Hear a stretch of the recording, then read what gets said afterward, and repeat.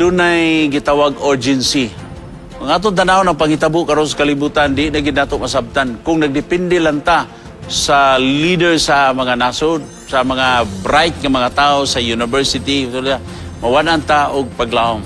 Apan salamat ta nga ang Ginoo mo'y nagakontrolar sa tanang mga panghitabo diri sa kalibutan. Ulo dahil gipangtugot niya sa wala tas passing nga makalimot ta nga naay Ginoo. So importante nga atong kanunay paminawan ang tingog sa Ginoo sa atong matag usa ka kinabuhi.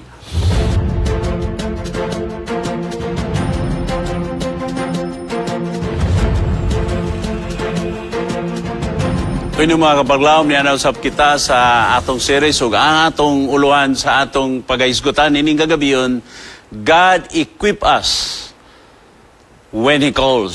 Sa iyo kabalaka mga igala, kung doon na kay gibati nga deficiency kakulangon sa kinabuhi, kaysa diha nga Ginoo magatawag sa imo sa iyang bulaton, dili kaniya pasagdan.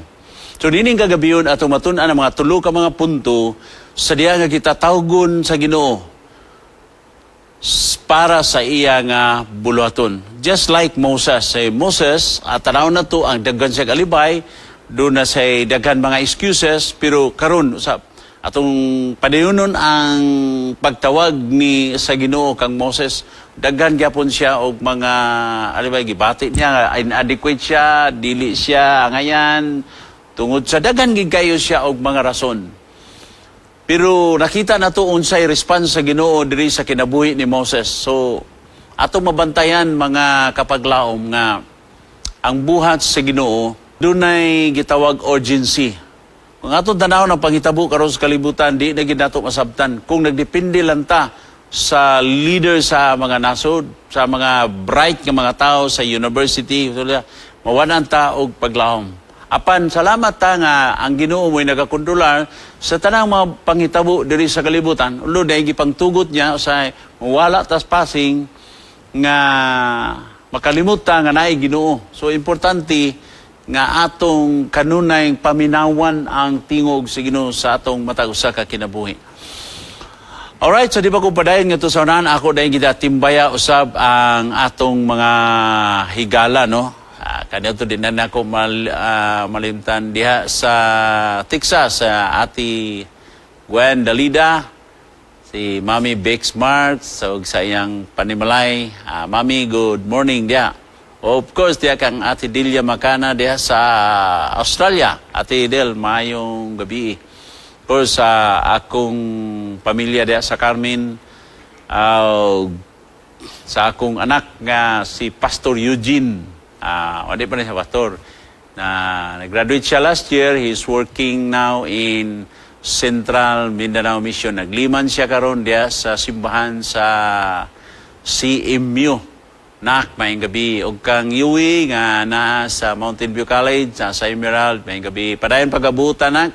Og sa akong pinakagwapa nga si Ishi na diya sa Annex, Mountain View College School of Nursing. Of course, akong pinakagwapo, pinakabutan ng bata, si Tuto, nga nakakaroon diri sa Cagayan de Oro, ng inabuhi in town. Okay. O sa tanan na ito mga kapaglaom, diri sa Cagayan de Oro, o asa kamong dapita, maabot nining atong sa inyong ining social media nga platform, sa YouTube o sa Facebook, o unsa na diya inyong ginatanawan o sa satellite, mayang gabi mga kapaglaom. Okay. There is sa Exodus 4, verse 10 to 12. Moses said to the Lord, "Pardon your servant, Lord. I never been eloquent. Neither in the past nor since you have spoken to your servant.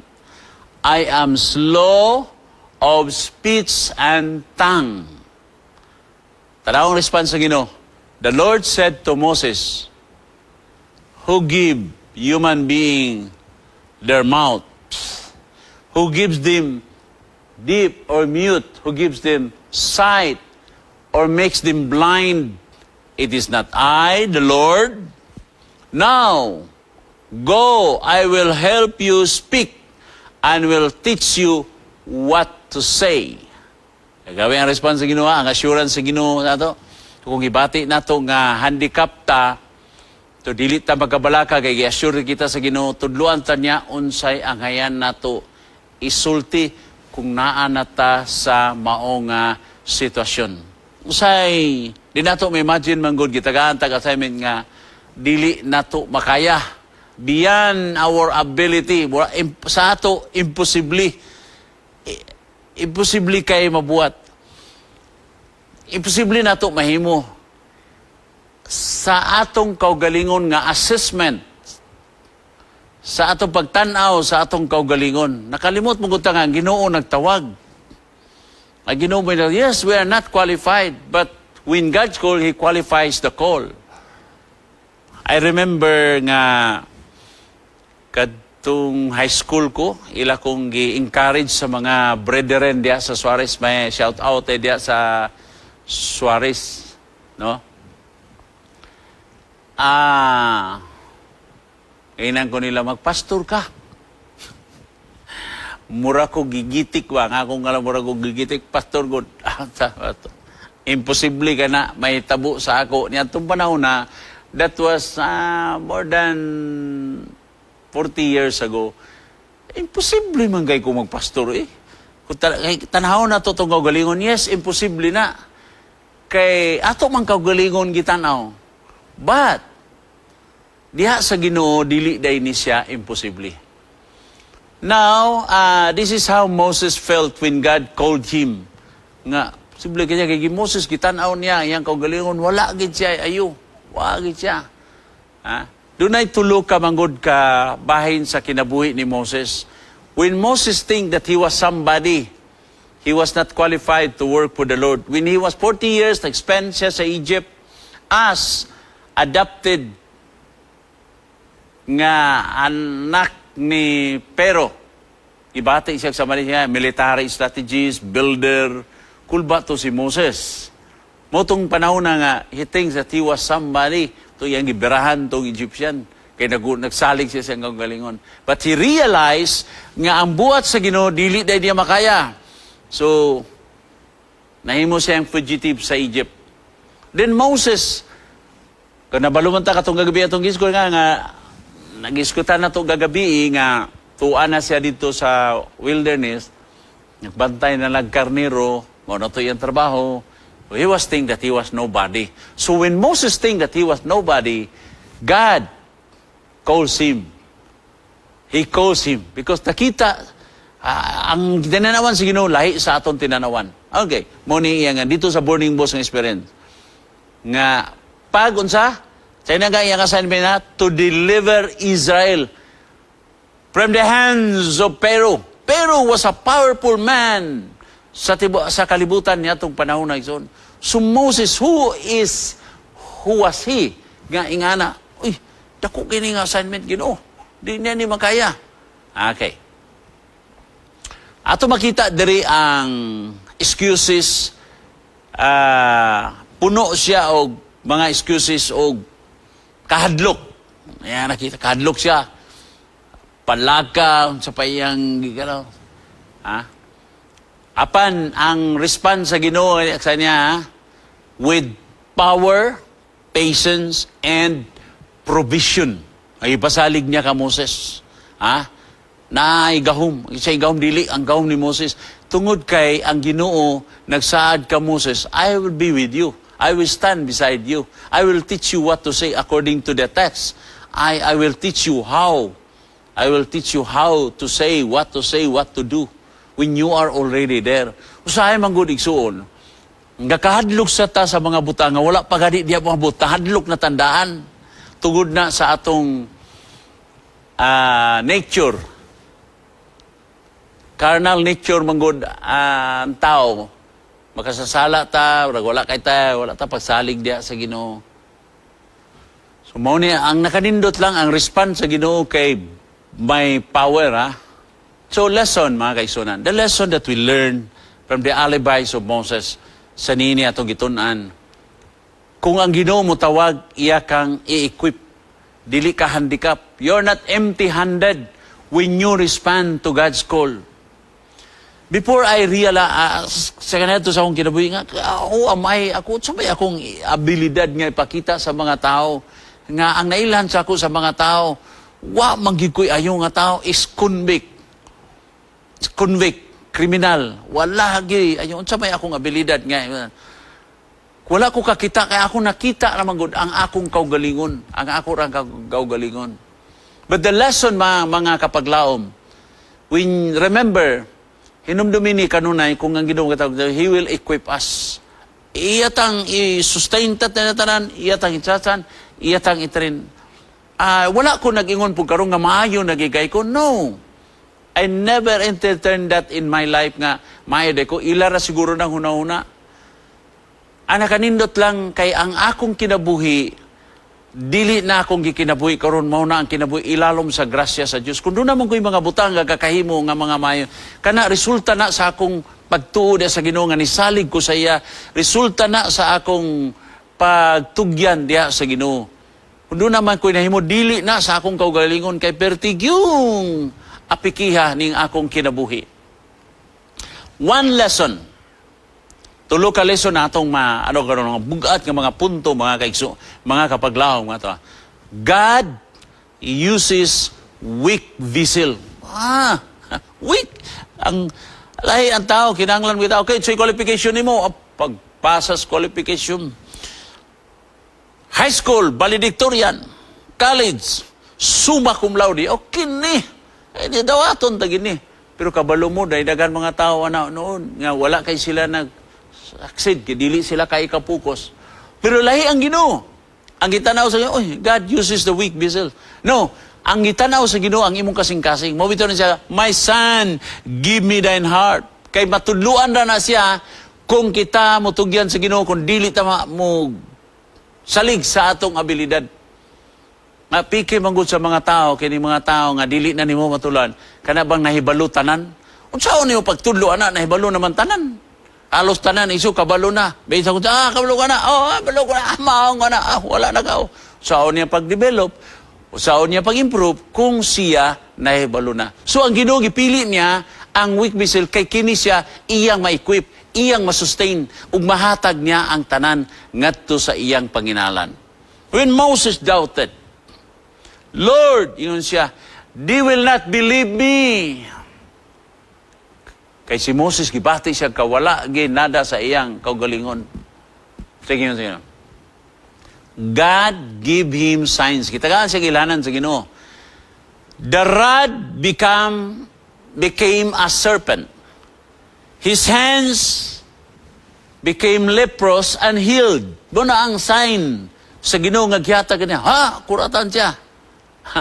God demonstrated His power through weak instrument. Moses was a weak instrument, but through him, nahimong gamanan si Moses because of the presence of God. Si Moses, giputa na siya, unsa may naan yung Moses? Yun siya, sungkod. Diba siya na? Sungkod. Weak nga instrument. But that sungkod became the symbol of God's power. That sungkod turned into a serpent. Kita ni mana gitu, makalilitang. So,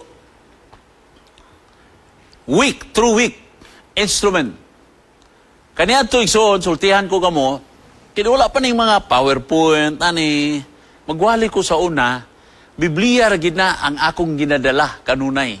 Bisang mag-seminar ko, naragay Biblia, chuk lang na ito kaniya to. Ang uban naanay mga PowerPoint. Kaya dili man ko ka-afford. Until nga niabot ko sa opisina, nga nahimo kong director 2003 diya sa Northern Mindanao Conference. Aya pa ko nakabaton og kining mga, kaya dili ako personal iya sa opisina. Aya pa. Pero, wala. Maura gyapon ang imong dili wala ka na himong handicap sa pagbuhat sa Ginoo.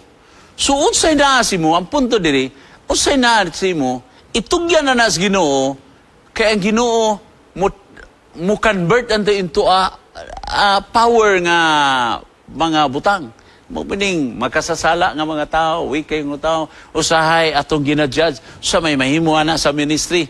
Pero wata ka, ulo, unsa man dire, most powerful.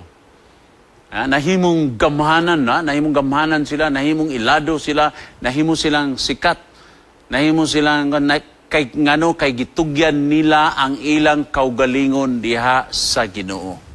So God demonstrates His power through weak instrument. Ingon si Ellen White, diha sa Gospel Worker, page 111 siya. The Lord does not choose or accept laborers because they are the most talented. Wala kay ito na Ginoo nga, gipili ka niya kay bright ka, summa cum laude ka, magna cum laude ka, unsa pa ka diya, grabe ang imong karamihan. No, but because they are willing to walk in humility o dili pagsalig sa ilang kaugalingon, dependent sila sa Ginoo. So mo na ipatana, sa leadership igsoon. If we talk about leadership, remember Moses was called by God to lead the Israel. In leadership, the qualification, number one qualification, kinanglan mo na bright ka, oy. Mas maayo po na yung anak. Pero bright ka nga dili hambugiro. Bright ka nga dili unta ka kapayason. Or maminaw po ka sultian. Maminaw po ka unsay mulo sa kadaganan. Unsay panginahanglan sa kadaganan. Labaw sa tanan, duna kay gitawag nga pagka mapailubon. Walk in humility o nagdepend ka sa Ginoo. And wala nila nga imong isaligan, maura ang Ginoo. Mauni ang paimangno ni Ellen White. Kausbon ko, the Lord does not choose or accept laborers because they're the most talented, but because they're willing to walk in humility, leaning upon Him. Sa una na ta, ako dili ko angayan nga vessel, kay na ako'y daghang mga gansang-gansangon, daghang kong sa dili. Mayo, drag-addict ko, pero sultihan ko kamoy ison. Mga buslot-buslot sa atong mga kinabuhi, sama ni mga, pero daghan nun agianas panalangin. Weakness do not qualify us. God uses them for His glory. Remember, your weakness will be converted to God's glory, to God's power, mahimong strong instrument. Ganito, inferior kay ko, tungod ani ako samad-samad sa akong kamuto niya. Lagi, klaro gid kay kapag usahay mo, sakay kong jeep sa una, pag-ana na ko, kanang atbang na ko nga mga pasahero, magsinikay, mag-ana din, no? Binila ko, gurog, mangunguot pagyapong ko. Parang, malain ka ba? Malain ka, pag-ana, makita imong mga kada mabantayan nga ako, magsinikhanay na, mga batanaw na mga dalaga, magbantayan ko nila. Pag dungo-dungo na lang yun ko. Noon na siya ang inferiority na ko. Anong na-addict mamangyod ko, oy. Pero you know what? Ang akong addiction, ang akong nagian sa addiction, why ko kaplo, until nga naan ako sa buhat, kini si dunay leader sa kulpultur diha sa Bukidnon sa una, elder karon sa Muswan, si Elder Pilyasar. Kana siya maugid na siya ay nagbansay sa ako sa pag-lecture og dagya kong that was 1992, 92 ko. 92, 93, iya kong giduulan niya, Pastor, pwede ka lecture og drugs? Naku, pwede man kay naman may subject good nga drugs and narcotic dependency under ni Dr. Lurin gani adto. O di ko kalimot ni ana.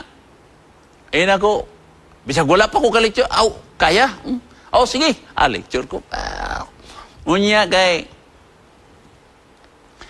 mamali, pag lecture, kinanay, i-promote ni mo tong War Against Drugs nga magazine.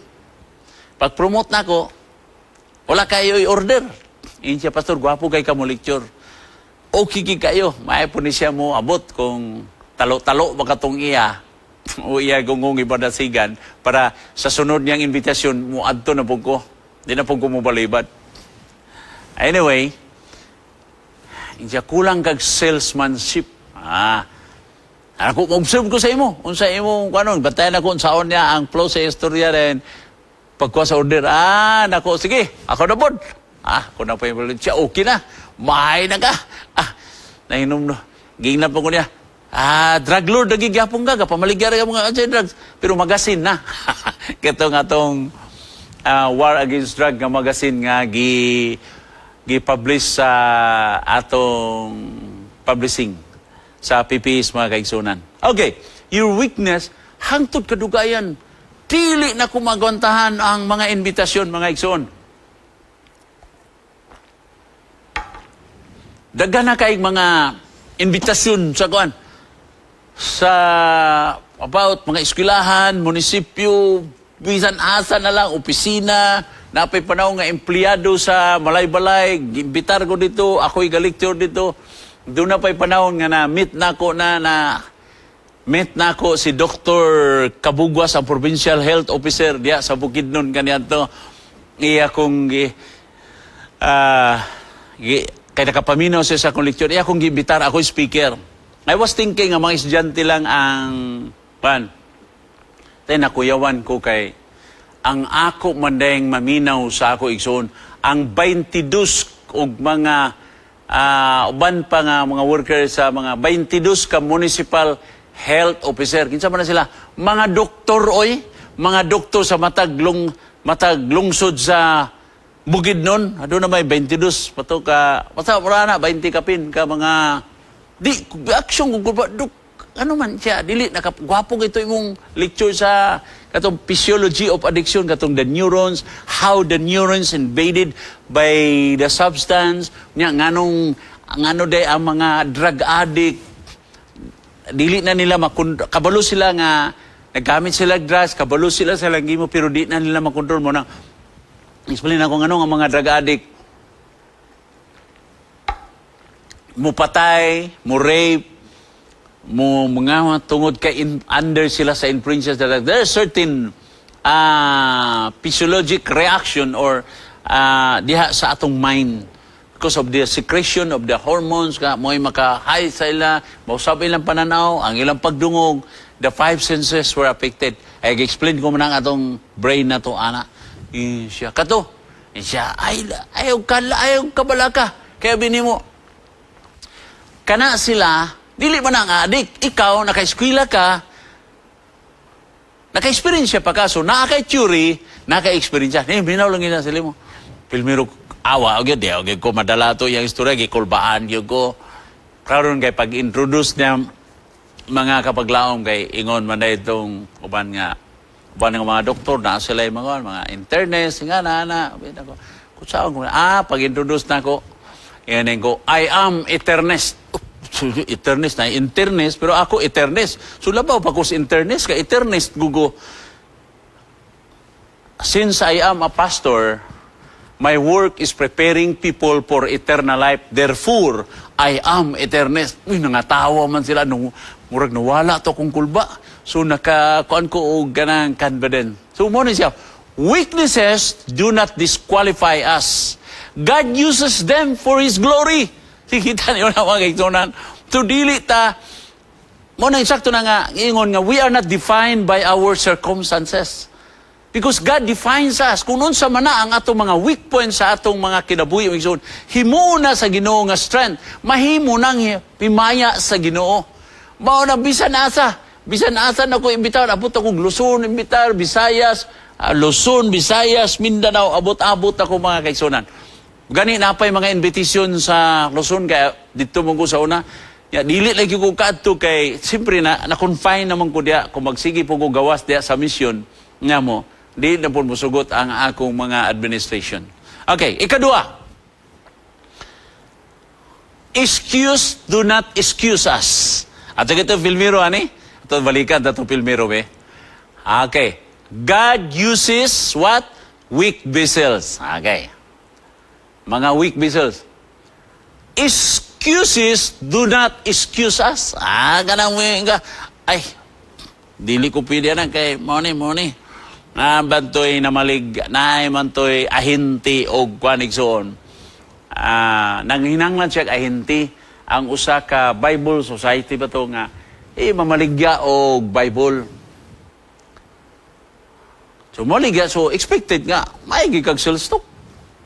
Karon kay naitulo nga aplikant. Ang ikatulo nga aplikant, duwa-duwaton sa manager kay pagpangutana pa lang sa ngalan, mura na mag-apiki. Di gani ka istorya sa dritso sa ngalan. Unsa may mong ngalan? Iyara bang ngalan kay taas-taas? Mana ba? Was sa'yo na Fernando? Isya. Kapalo po rin sige applyan niya. Maligyan ko Bible, di ka naman, maigin mo istorya. Anyway, kay katong manager, ang iyang itanaw at wado, performance, production, numbers of sales. Gidawat, pero doon ay tulo ka adlaw nga observation, final, kung kinsay taas ba, boy, dawaton. First din na, report na. First applicant, nag-report, I sold 100 Bible today. Okay kayo. Lipay kayo ang manager. Ikaw, ang ikadua, 150. Katong katulong nga, bisag pagsulti siya ngalan, galisod. Ikaw, pila mong nabaligya karon? 200. Okay. Final mo gyapon. Labaw gyapon siya. Pagkatulo na nga, final lang yun, kipotana siya sa manager. Sir, Mr. Fernando, unsa may imong sikrito nga ikaw may top permi? Ay, simple. Simple ako nung yan. Iya ko nung ingnon ang iyang customer nga baligyaan niya o Bible. Sir, paminaw sir ha, kay magbasa ko sa ibong mga promises sa Ginoo. Di pa kauman siya basa, mingon na daw ang customer. Ay, nagtiwasa. Ako na ng paliton. Ikaw ko, no? Dugay kayo makasulti sa ngalan. Basahan pagkag versikulo. So, ang punto na ko diri, whatever excuses, our excuses, do not excuse us. So, kita, ito naman ang una-una nga, tugo na, so, unsaon na, di na ito mahimo, pero unsaon na ito nga ma-improve ta, nga, hindi man na ito sulayan. Okay. Yun, ang excuses ni ko, ano? Ni Moses, I am not eloquent. I am not eloquent. Hindi siya. Kasi ba nagimos baba? Yan siya, I will be your mouth. Kanunay, solusyon ang Ginoo. I will be your mouth. Yan siya, I am not eloquent. Sa kita ba nagimos baba? Ako'y mahimo ni mong tigpamaba.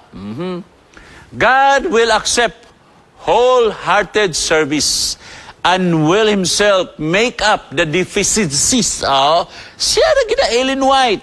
Christ Object Lesson, page 330. Siya, God will accept the wholehearted service and will himself make up the deficiencies. See? Iyang make up ang atong mga deficiencies ito, ang atong mga kapakyasan, ang atong mga kakulangon. Just lin ito, darbo na nga, ang kikinahanglan sa Ginoo, dili katong abiliran. God never called the geniuses. He called the ordinary people to do an extraordinary work. Basta musalig ta, tugyan ta sa Ginoo, magmapailubon ta. Ang mga magbubuhat sa Ginoo igsoon walay kapayason. Dili dapat hambugiro. Dapat humble. Mao na gingon. Humility. Willing to walk in humility. Usahay, magunaw na ta, ang tao ko nung mausab, kung kwartahan na, unanay dagkong mga posisyon sa kalibutan. Posible na, personality na sa mga tao. Pero in God's work, in God's work, the servant, pag gitawag bitaw na sila nga servant, the servant of the Lord must be humble. Kung bright ka, ayaw na pagtiling. Panalangin na sa Ginoo. Blessing na sa Ginoo. Pero ayaw na ipanginambog ang atong abilidad, mga kaigsunan. Kay kining tanan nga mga kakulangon na ito, gihatag rin sa Ginoo. Na-develop ka, ayaw. The more nga you have to serve. Ang among presidente dito sa, dili lang sa pagano, ang mga, yan na ito, muluto. He's a humble servant. Muluto. Ha? God will accept the wholehearted servant and will himself make up the deficiency. Siya ra na. Dili ka eloquent. Pero ang Ginoo naaman siya. Anaaman siya kining buhat sa Ginoo igsoon dili ta. We are not alone. Dili ta naginusara ta kay ang Ginoo mangitag pamagi. Mura ra tag lapis. Ha? Lapis ta bisag haig kay ta unsa ta. Pero ang importante kinsay ga-guide sa ato. Who guide us? Asa na to gibutang ang kamot? We are God's pencil. It's not about our sharpness, but about His hands guiding us. His hands guiding us. Who guides us? Ang Ginoo. Pagiya lang kita sa Ginoo. Naka-experience ko sa una, ginbitar ko igsoon. Yung ko Ginoo, ang ako mga audience, makalilisang mga doktor, PhD, mga scholars ang ilang ginatudloan. Kung anong nakapaingon man taong ko diri, anong gidawat man taong ko, abi na ako kundara, wag ko kabalo nga mao to. Speaker ko sa devotional sa Ayas, ang huna-huna na ako to nag-imbitar sa ako, dito ra sa kay Motorpool, sa Motorpool, mga tarbante na dito. Adi, yun, bago po gunya, istoryahin nga na. Unya, turnover to sa panahon sa pag-exchange sa leadership sa Ayas sa Siguptil o katong babae nga ni Puli. May kurog ko. Ako, aysa, ako pasulod. Magampos ako. Magampo, Ginoo. Ginoo, unsa naman eh. Nganong niya mo ko mura kong kalibangaon. Kung Ginoo. Ako gitugyan nga ni magamita lang giguan ni nila nga na sila makatunan na ako, Diyos. Kakatunan. Abi niyo, and my surprise, nga perti nilang lipaya. Doon ay professor nito nga naka-appreciate siya sa kining atong ininglisan apikibi kayo. Naikani naka-memorize ko gamay og kanang Spanish kay naman po yung mga Mexican dito. Kuratan po siya. So ako lang yung akong gi-deliver ito is applied theology. Well, anyway, so we are God's pencil. It is not about our sharpness, but about His hand guiding us. So kung magpag-iya ra kita sa Ginoo igsoon, mao nang iyon. God is in charge of this ministry. Ando na tayo willing to walk humbly and leaning, to walk in humility and lean on Jesus. Magdepende kita kanunay sa Ginoo. Kay God is in charge, dili kita. Kani mga tao, gigamit na sila. Of course, wala ko nag-ingon nga dili ta mo bow sa leadership. We have to follow, we have to submit to the leadership. But if the leadership is go beyond to the principle of God, we have to follow the principle of the Lord. Una, ato kita sa Ginoo. So we are God's pencil. Okay, katulo. God provides partners for the mission. So, ikatulo igsoon, ang Ginoo sa kay ito'y Pilmero gani. God uses what? Weak vessels. Para mahimaya diha ang Ginoo. Ikaduha. Unsa to ikaduha? Our excuses will not excuse us. God provides partners for this mission. In this mission, sa bulaton sa Ginoo, we are not alone. God in patience gave Moses a helper. Igsoon, dili na, tinuod, nga diri sa buhat, Superman ta, no. We are not alone. Sultihan ta mo igsoon. Ang mga dagko nga company, ang mga dagko nga company, di hire consultancy. Lana sila yung mga executive da, pero di hire pa gina sila mga consultancy. Why? Because in consultancy, they can save and they can profit. They can profit. So God in patience gave Moses a helper. So Moses was not alone. Aaron was there, he was used by God to body Moses, to help Moses. Kaya nakipanahon sa atong kinabuhi, nga ma-discourage ta. Many times in my life, nga naan ako sa work, discourage ko sa mga palibot. Within the church, ma-discourage ka iksoon. di gina mawala. Kung magunahuna ka when you are in the Lord's work, unya everything is okay. No. When you are in the Lord's work, especially when you are in the spotlight, when you are in the leadership, expect the worst. Because you are in the spotlight. Ang imong lihok, binantayan, dagay nagatanaw sa imo. Natay mga lihok ison. Nga, di ta kabantay nga, di na day tumao, abi na tugmao na ni, kay na leader na ta. Di naman ay, tendency sa tao, when you are given an opportunity, where you are given an authority to lead, the tendency is to abuse that position. Usay ma-abuse na ta, di ta kabantay. Maunang, kinahanglan doon na tayo konsultan. Kinsa ang atong konsultan, aside sa balang espiritu, aside sa Ginoo, kinahanglan doon ay tao, diya nagapalibot ka nato, igsoon. Kinsa man nga tao, spiritual nga mga tao, igsoon. Need na nato. Nganong magkaguliyang ang leadership sa tao. Kung dili na taminaw sa mga feedback, ngano man day, miingon ka na baday tay gihimo nga pagkauman nato sa atong program nga ana. Unsaon nato nga kana siya epektibo, wala ba taga gahimo og post evaluation. Pasalamat ko sa akong asawa nga nanapod siya ikasaway karon. Nga dili man to ikasaway ikagnitik niya. Kay naamang kitay dili nato mabantayan. Ang akong asawa dako kay kog nakatunan ani niya. Pilmero di ko kaya sa iyang mga sa iyang pagstorya kanang iyang pag correct. Ko.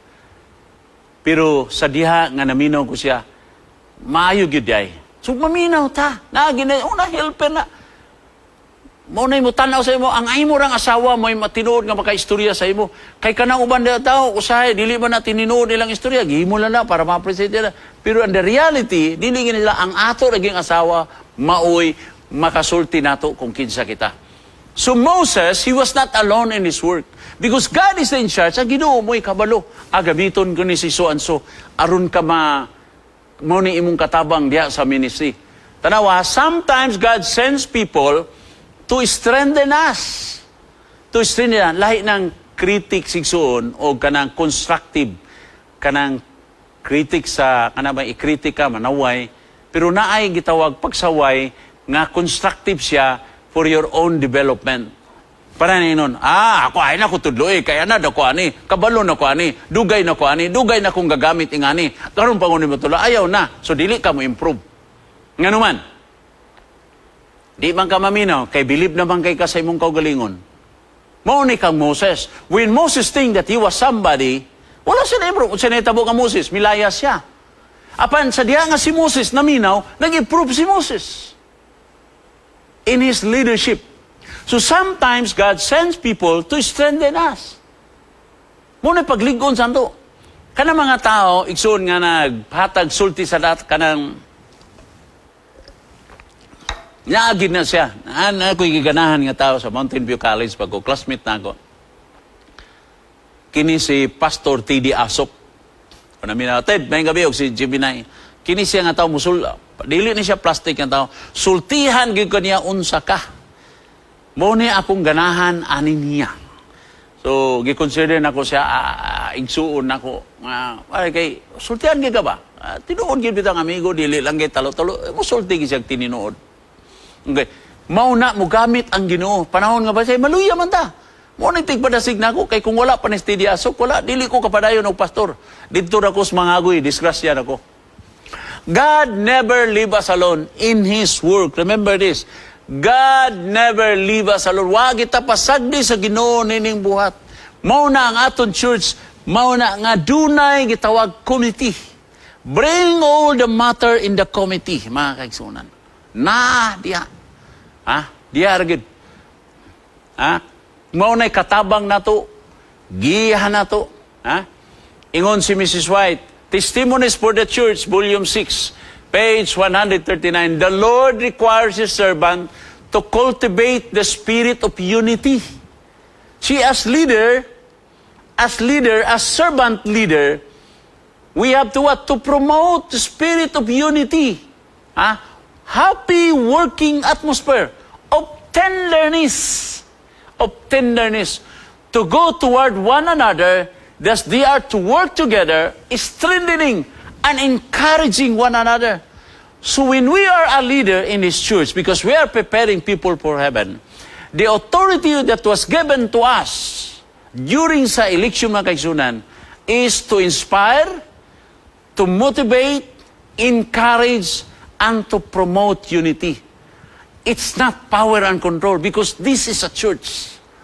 This is a church. Usay, makalimot, maguta. The Lord requires servant to cultivate the spirit of unity, tenderness. So tenderness, kita diba? Tenderness, kanang dili, kanang mayo ka ba? Kung suko na kayo ka, ayaw lagi na ipagawa sa imong kasuko. Ha? Apuap, pragina siya, apuap. Ha?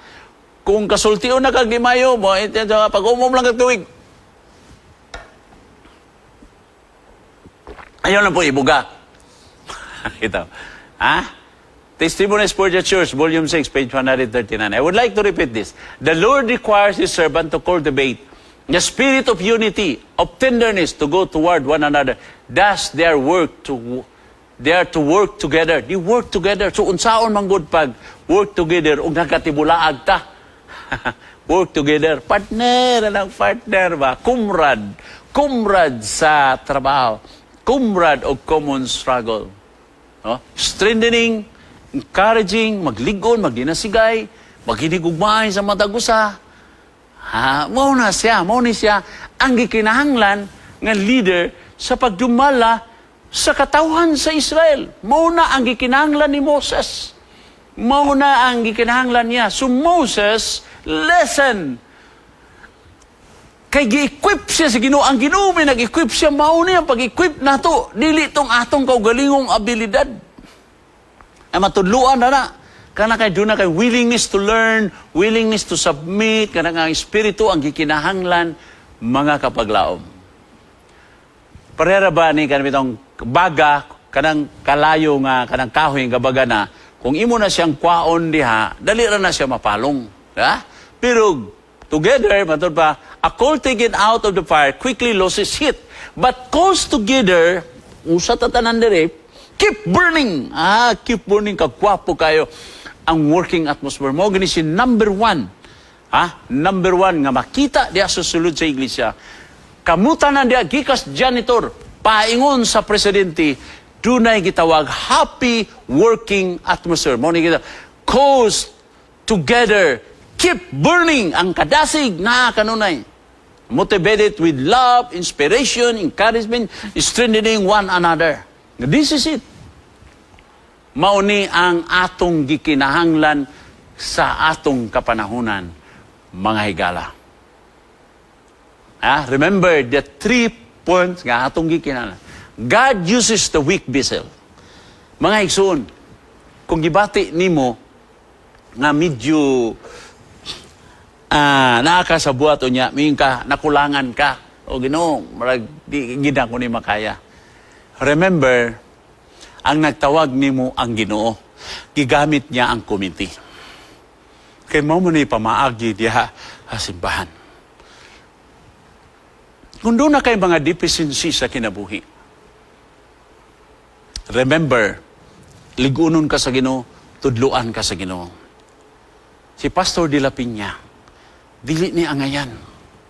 Wa pagig ko nag-iyon nga, ngayon yapon ko karon nagsulsob-sulob lang siguro ko Amerikana, kana sa inyong pananaw, niangay ko dili. Ang nahitabo sa akong kinabuhi, grasya ra gid sa Ginoo kaluoy, mga kaigsunan. Wa gikoy ayo nga tao. Kay bisan gani karong mga panahon na, kanang nay mawalaan, ako para gapoy pasanginlan. Pero ako ra bagid sila ngingnan ako, dili gyud ko kabasol ninyo ana. Nga nay mawala ako din ang person of interest. Sa una ra na, naalad na ko ana. Ayala mo kabalaka, kay pasahilutan na mo. Kay naamang ko kay kaagi. Di po kakabasula na nila, kay naa kay kaagi. Kung na may tabo sa atong kinabuhi, just lean on God. Just lean on God. Kay, ang Ginoo may nagtawag ka na to. Ang Ginoo po'y in charge aning ministry. Una kanunay na akong ginasulti sa akong mga missionary kanunay.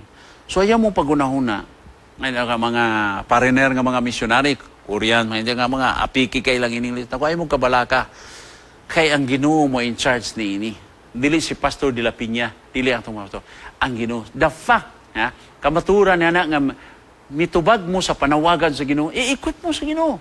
God will do wonders and miracles in your life. Mo ginibuhaton sa Ginoo and entrust all unto the Lord. O tanako, unsa imong abilidad gamitan na para sa Ginoo. Igsoon pagauman sa mga napulo sila kabulan sa mission field.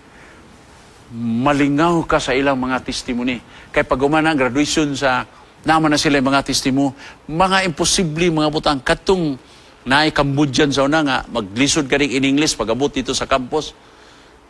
Na-assign diri sa Mindanao. Kadugayan, may na po kayo mo Bisaya, may na kayo mo in English. See? God will equip. Si Moses gi-equip. Ang Ginoo ni Moses nga nagtawag sa iya, maura gyapon nga Ginoo nga nagtawag kanimo igsoon. So ayaw pagsalig sa imong kaugalingon. Sa imong kaugalingong abilidad. Ato isalig tanan ang Ginoo. Aron ang tanan natong ginahimo, mga kapaglaom, mahimong panalangin sa atong kaugalingon, panalangin nga to sa uban, ug mahimaya nato ang Ginoo. Gibati nimo nga wika ang Ginoo magalig-on kanimo. Gibati nimo nga mo excuse ka, no, ang Ginoo nag-provide sa imo, i-sustain ka sa Ginoo. Ug ang Ginoo magahimo nimo nga lig-on nga instrumento, mahimo kang hima panalangin sa uban. Ang ato lamang mao ang paglakaw sa pagtawag sa Ginoo, pagtugyan sa atong kasing-kasing diha sa Ginoo. Higala ako magampo kanimo nining kagabi. Heavenly Father, we felt our deficiency, our inadequacy, O Lord.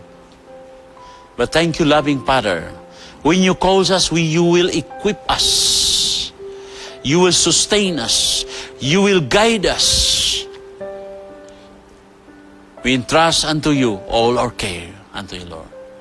Lord, I pray to those who are viewers or watching this series, O Lord, equip them, strengthen them, that in our family we will promote unity, that we will love one another, and to create a happy family.